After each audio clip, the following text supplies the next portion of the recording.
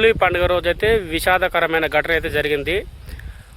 ఒక పాప ఒక ముస్లిం అమ్మాయిపై రంగులు చల్లడం వల్ల ఆ అమ్మాయి వెళ్ళి వాళ్ళ ఫ్యామిలీకి అయితే చెప్పింది.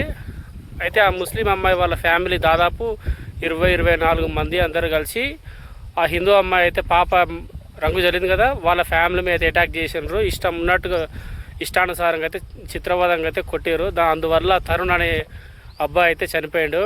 నిజంగా మనిషికి రాను రాను మానవత్వం అనేది మంటగలిసిపోతుందని చెప్పడానికి ఇది ఒక గొప్ప ఉదాహరణ. మనిషి పుట్టిన తర్వాతనే మతం అనేది పుట్టింది, కానీ మతం ముందు పుట్టలేదని గమనించాలి. అసలు కొంతమంది ఇప్పుడు ఎట్లా మాడతారో అసలు అర్థమే కాదు నిజంగా. కానీ వాస్తవం కాడికి మనం ఎక్కడో హిందువు చనిపోతేనే మనం బాధపడతాం. బంగ్లాదేశ్లో అయితే గత 2 నెలల క్రితం అయితే అక్కడ హిందువులపై అయితే విచక్షణ రహితమైన దాడులు అయితే జరిగినాయి కదా. సేమ్ అలాంటిది మన దేశ రాజధాని ఢిల్లీలో అయితే జరిగింది. అసలు మనుషులకు రాను రాను ఇంతగానం ఎందుకు క్రూరంగా తయారు అవుతున్నారు అనేది అర్థం కావడం లేదు. అందరూ కూడా సాటి మనిషిని అనేది చంపడం అనేది ఎంతవరకు కరెక్ట్ నిజంగా. అసలు అందరూ ముస్లిమ్స్ ఇట్లా ఉండరని చెప్తలేరు. నాకు కూడా ఇంకా ముస్లిం ఫ్రెండ్స్ ఉన్నారు, కానీ ఇక్కడ మా సైడ్ అయితే ఇట్లా ఉండరు. కొంతమందికి అయితే ఎందుకు అంత పాశవికంగా ఉంటారు అర్థమే కాదు.